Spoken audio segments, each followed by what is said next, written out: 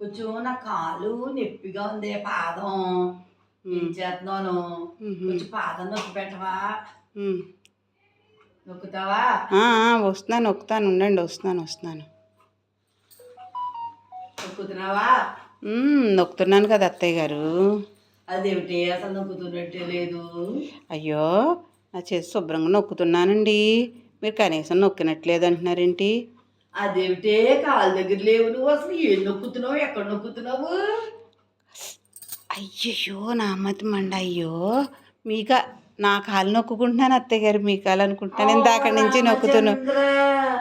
మీరు నొక్కమన్నారు కదా అని కాళ్ళు ఇలాగే పెట్టాను కదా నేను కూడా అని చెప్పేసి నొక్కుతున్నాను. ఏంటి నొప్పి నాకు వస్తుంది, మీకు రావట్లేదు అని అనుకున్నాను. నా కాలు నొప్పి అయితే నీ కాలు నొక్కుంటే నా కాలు నొప్పి తగ్గుతుందా? అక్కర్లేదులే, పిల్లాడు వస్తాడు కదా, వాడి చేత రాయించుకుంటాలే. అబ్బా, అక్కర్లేదు, వెళ్ళు. మీ అబ్బాయి నొక్కుతారా మీకు? నొక్కుతాడు, ఏదో చేస్తాడు, మరి కొడుకు కదా, పర్వాలేదు. సరే చెప్తాలేండి. దీనికి ఏమండి, మీ అమ్మగారికి కాలు అట్టు నొక్కండి. నేను నొక్కుతుంటే ఇవిడికి నొక్కినట్టు అనిపించలేదట. ఒరే, దాని కాళ్ళకు నొక్కుంటుందిరా. దాని కాళ్ళకు నొక్కుంటూ నా కాళ్ళు నొక్కానని అనుకుంటుంది. ఎంత బాగుందో చూడు. ఒకసారి రా అమ్మ, పాప నాకు అందట్లేదు అందుకని. వాడు వస్తున్నాడు, లేని వెళ్ళేకి చాలు.